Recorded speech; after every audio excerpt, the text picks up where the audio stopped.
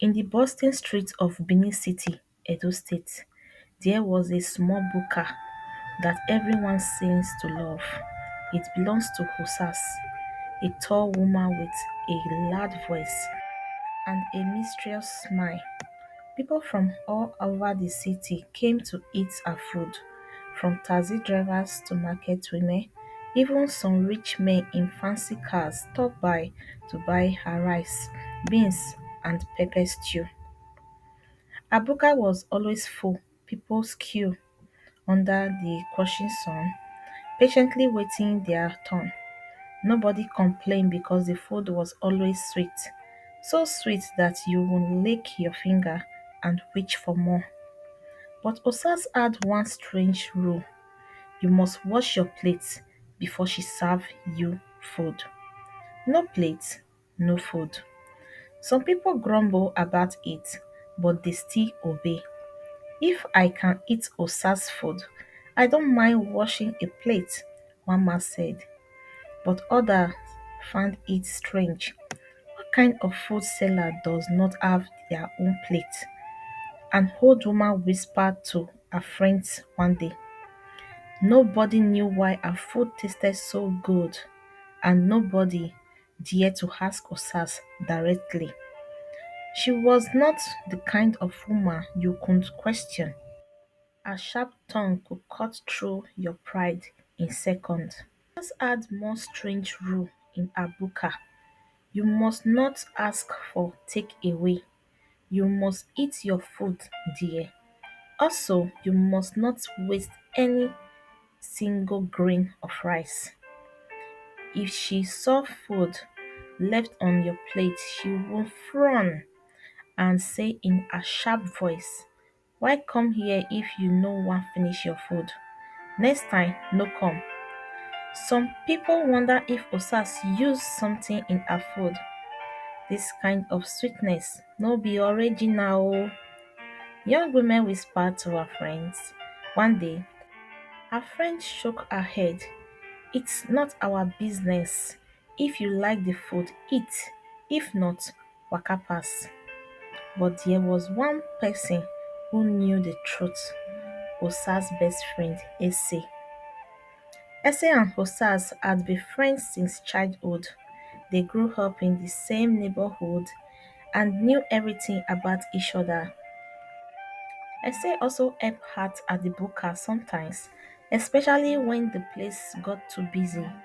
But Ese had started noticing strange things. Sometimes Osad would go to the back of the Buka and stay there for a long time before coming out with a big pot of soup. Ese never saw her cooking in the open like other food sellers. One day, Ese asked her, Osas, why do you always go cook in the back side? What is happening there? Osas laughed and waved a hand. Aha, Ese, you ask too much question. If you like, come and see for yourself. But when Ese tried to follow her, Osas stopped her. No, you can't go back there. Ese became furious and curious. What was her friend eating? Osas and Hesse had a good friendship, but everything changed when they both fell for same man, Idaosa. Idaosa was tall, handsome, and charming. He was a mechanic, but he dressed like a big man. Whenever Idaosa came to the Buka to eat, both Osas and Hesse would compete for his attention. One day, Idaosa joked with Ese, and Osas became jealous. Ese, you are too free with my customers, she said angrily after Idaosa left. Ese laughed. What is your problem? Is it because of Idaosa? It's not your husband. Osa's eye darkened, but she said nothing. The next day, Ese came to the Buka and refused to greet Osas. The two women avoided each other until Dausa came in for lunch. As soon as he sat down, Ese greeted him loudly and served him food before Osas could. Osas was furious. Ese, who told you to touch my food? Ese laughed bitterly. Osas is not the same food you cook with. Osas quickly interrupted her. Essie, don't talk nonsense. Her voice was sharp, but there was fear in her eyes. Essie smiled and leaned closer to Idaosa. Do you know what Osas used to cook this food? If I tell you, you will never eat here again. People in the Buka stopped eating. All eyes turned to Essie. Eh? What does she use? Someone asked. Essie stood up and pointed at Osas. Ask her. Ask Osas what she put in her food. What make people keep coming here? Osas' face turned red. Osas grabbed Essie's hand and dragged her to the back of the car. Are you mad? Do you want to ruin my business? Essie pulled her hand away. Why are you eating if you are not doing anything bad? Why are you scared? Osas eye burned with anger. Essay, if you say one more word, you will regret it. Essay laughed. What will you do? I'm not afraid of you, Osas. You think you can control me like your customer. That day, Essay left the Buka in anger, but she didn't leave quietly. She told a fellow customer, wash Osas carefully. Her food is not original. From that day, whispers began to spread. People were curious about what Essay meant, but no one dared to confront Osas yet. The rumor started spreading like wildfire in Benin City. Essay words hung in the air, making people more curious about Osas Buka. Customers began to whisper among themselves while washing their plates. Do you think it's true? A man asked his friend while scrubbing a plate. Who knows? But Osa's food is so sweet. To be original, his friend replied. Osas, who had been listening, slammed a spoon on the counter. If you don't like my food, go somewhere else, she shouted, her voice echoing around the buka. The murmurs stopped, but the suspicion grew stronger.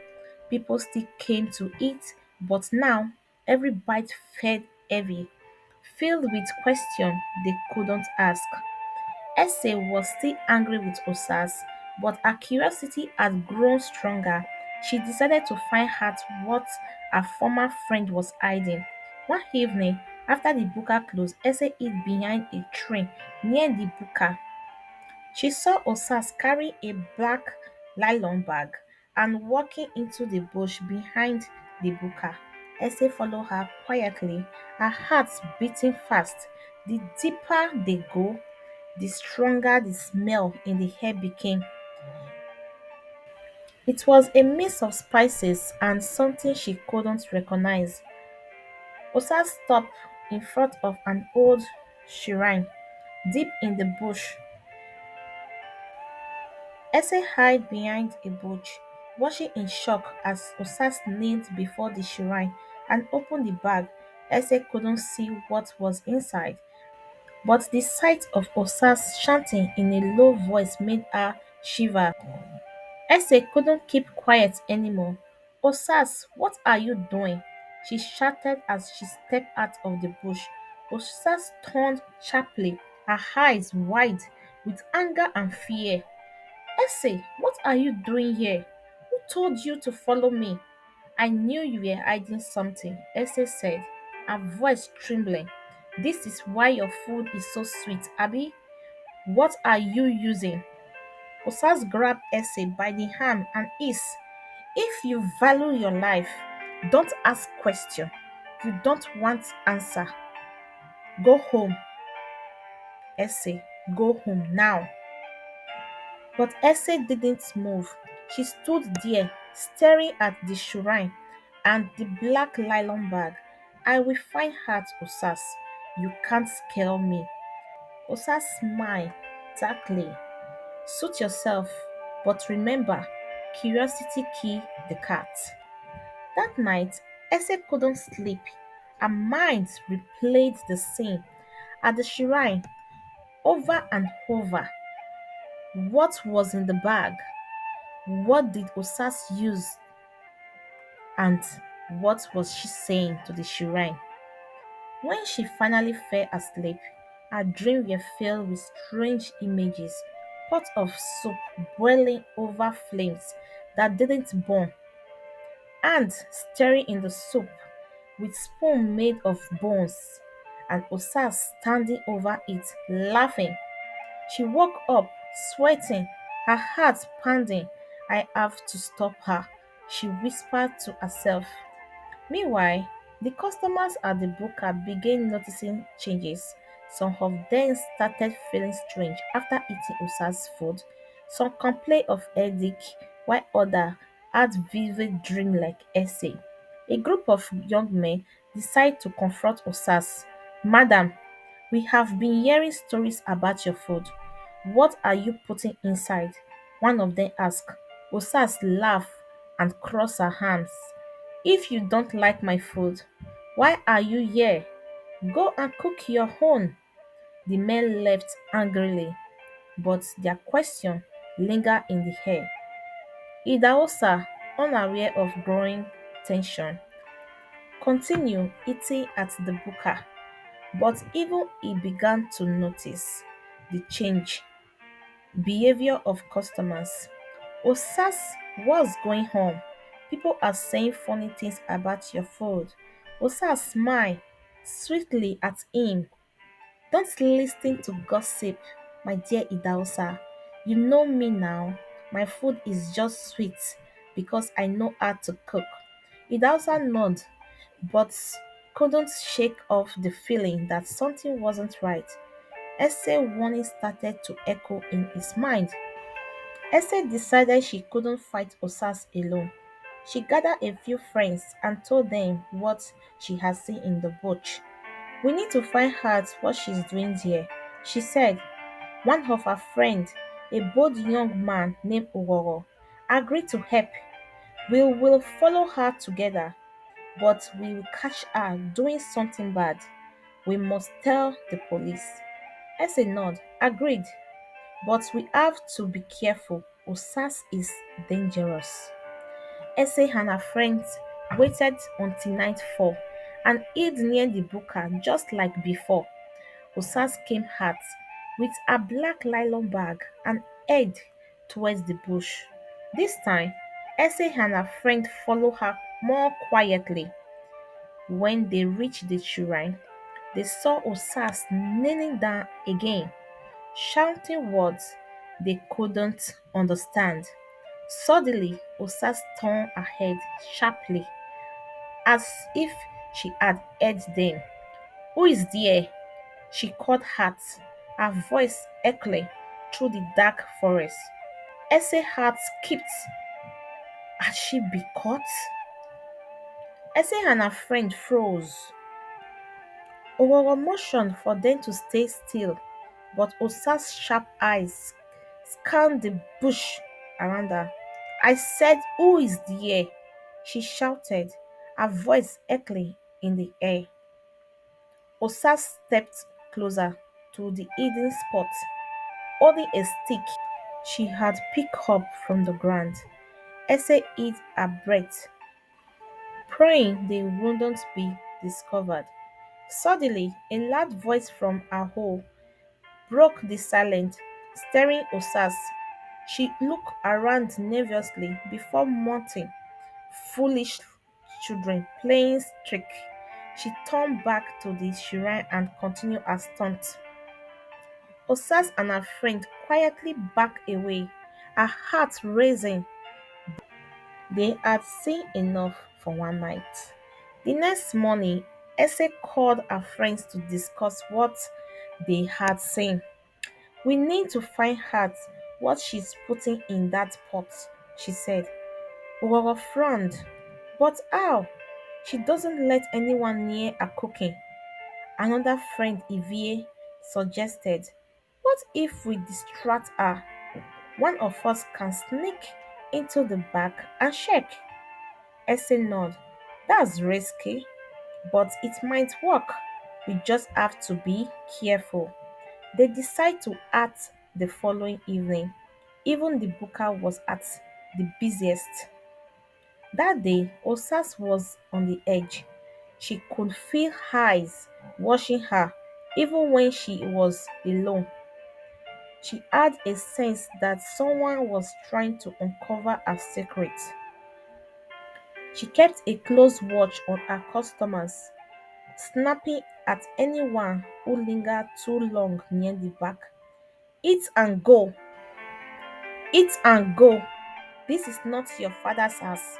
She barked at a group of young men who were lunching, but her uneasy only grew. When the evening rush began, Essie and her friends put their plan into action.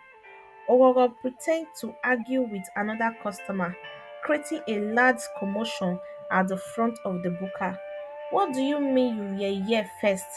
I have been standing in the line for 20 minutes, she shouted, drawing everyone's attention. Osas came out of the kitchen. What is all this noise? If you don't want food, leave my Buka. While everyone was distracted, Evie slipped quietly to the back and she found the entrance to the kitchen and peeped inside. Evie's heart raced as she scanned the kitchen. The pots were bubbling, but something strange caught her eyes. On the shelf above the stove were small jars filled with powders, liquid and bones. She leaned closer, horrified to see that some of the bones looked like they came from animals, but others she wasn't so sure. Suddenly, a loud voice boomed behind her. What are you doing here? Evie looked around to see Osas, her face traced with anger. Osas grabbed Evie by the arm and dragged her out of the kitchen. You think you can sneak into my kitchen and spy on me? Are you mad? The customer in the buka stopped eating, their eyes wide with curiosity. What happened? Someone whispered. Osas glanced at them. Mind your business. If you don't want food, go home. She turned back to Evie and hissed, if I catch you here again, you will regret it. Evie ran out of the buka, trampling, but she had seen enough to confirm what Essay suspected. Osa's food wasn't original. Evie told Essay and the others what she had seen. There had jugs in her kitchen, the bones and strange powders. I don't know what she is putting in the food, but it's not normal. Essay frowned. I knew it. She's using something to control people. Owogo shook his head. We need proof. Without it, no one will believe us. Essay nodded. Then we will get proof, but we have to be smart. Osas is dangerous. Very dangerous. The next day, strange men came to the buka, dressed in long robe, and spoke in low voice. They didn't eat the food, but went straight to the back. With Osas, customers whispered among themselves, who are these men? They look like native daughters, someone said. Essay, who had come to watch from a distance, felt a chill run down her vein. She's consulting with people now, she whispered to Ogogo. Idausa had started hearing the rumors about Osas. Even though he liked her food, he began to feel uneasy. He approached Essay one evening. Essay, I heard you have been saying something about Osas. Is it true? Essay insisted, but decided to tell him the truth. Idaosa, there is something wrong about her food. I have seen things, strange things. Idaosa frowned. Are you sure? Osas doesn't seem like someone who would want to harm people. Essay shook her head. You don't know her like I do. Please, just be careful. Essay and her friends decide to take a bigger risk. They plan to steal one of the jugs from Osa's kitchen as evidence. That night, they sneak into the back of the Buka, Ororo carefully reached for the small jug filled with red powder, but as soon as he touched it, a loud scream filled the air. It wasn't from any of them. It came from nowhere, echoing through the kitchen. They dropped the cup and ran, their hearts pounding in terror. The next day, Osas was furious. Who entered my kitchen? She shouted, her voice echoing through the buka. No one answered, but her sharp eyes scanned the crowd. If I catch you, you will regret the day you were born. Essie and her friends stayed far away, but they knew they couldn't stop now. They had to expose Osas before she could hurt anyone else. Soon, some of the regular customers started falling sick. They complained of stomach pain and strange dreams. Osas food is causing this, one man whispered, but others refused to believe it. How can food cause dreams? It's just bad water, another said. The whisper grew louder, and Osas Buka began to lose customers. One evening, Osas confronted Essie. I know it's you, Essie. You are the one spreading lies about me. Essie didn't deny it. People deserve to know the truth. Osas' face twisted with rage. You have crossed the line. You will regret this. Essie stood her ground. Do whatever you want, Osas. Your secrets are coming out. The next morning, Osas didn't open her buka. The door were closed, and no one saw her anywhere in the neighborhood. What happened to her? People wonder. Essie felt uneasy. Osas wasn't the type to disappear without a fight. Some brave youths decided to break into the buka and find out what was going on. What they found shocked them. Pots filled with strange looking meat, jugs with powders, and a faint smell of decay in the air. The buka was quietly abandoned, and people whispered that it was haunted. Just when people thought Osas was gone for good, she returned, looking different. Her eyes were dark, her voice sharper, and her smile colder. I'm back, she said, opening the door of the buka. This time, no one will stop me. Osa's return sent she truth through the hearts of many. Our once lively and crowded buka was now quiet, but those who dared to come said the food was sweeter than ever. Some loyal customer whispered, whatever she's doing, it's working. Essay, however, refused to back down. Osas is up to something worse, she told Ororo. She's more dangerous now. We must stop her. Ororo agreed. Essay, we have tried, but she's always seen one step ahead. Essay slumped her feet.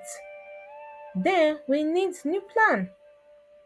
Word spread about the strange finding in Osa's buka, the jars, the old smelled meat, and the faint whisper. Some claimed to hear near a pot. Community elders began to question her openly. One evening, a group of elders confronted Osas. What is the meaning of all these strange things in your buka?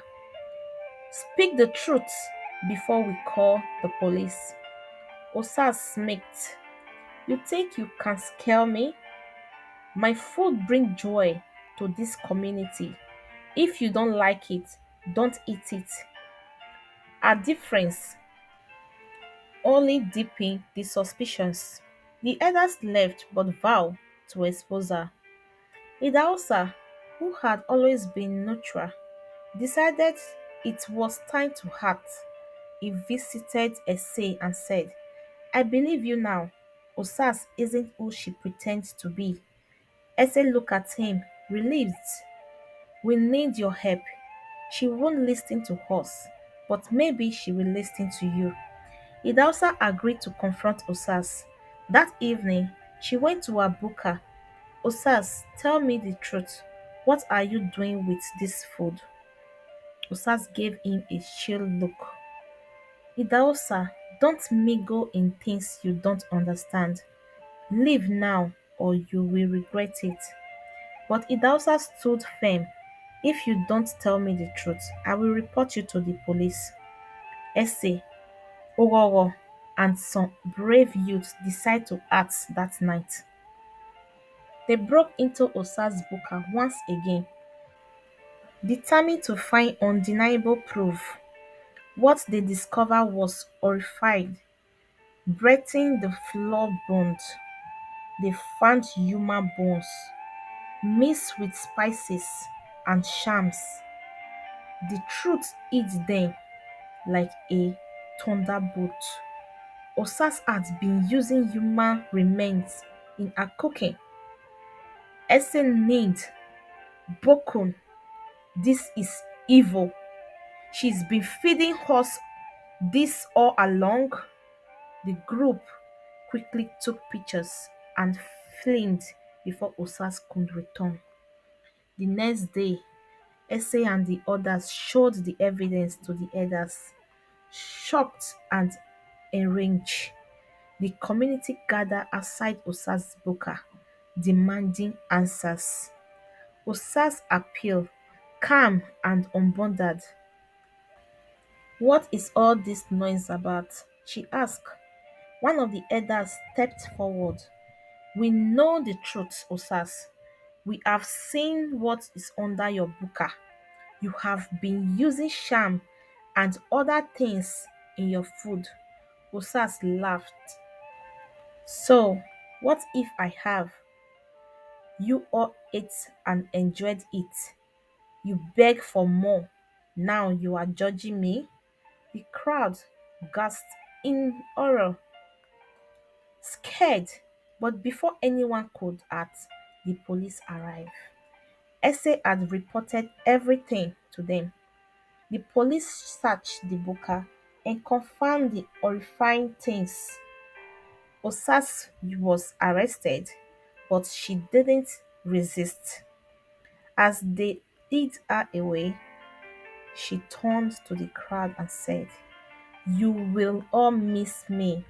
You will crave for my food and never find anything like it again. Her word was cold and scary through the crowd. With Osas gone, Abuka was abandoned. No one dared to eat there again. The community performed cleaning ritual to rid the area of her dark influence. Esse became a local hero for her brave step, though she still had nightmare about what she had uncovered. Idaosa, who had once defended Osas, felt betrayed. How could she do this to us? He asked Esse one day. She was blinded by greed and power, Esse replied. But at least it's over now. The community learned to be more careful about blind trust. Elders began inspecting other food sellers to ensure no one else followed in Osa's footsteps. People shared stories, warning each other about the danger of greed and secrecy. Osas was sentenced to life in prison. She remained unrepentant, claiming she had done nothing wrong. But the truth of her action haunts the community for years. Esse moved on, finding strength in her actions. Though the memory lingers, she took pride in knowing she had helped stop a great evil. As for Osa's Buka, it stood empty, a haunting reminder of once a place of sweetness and horror, now silent forever.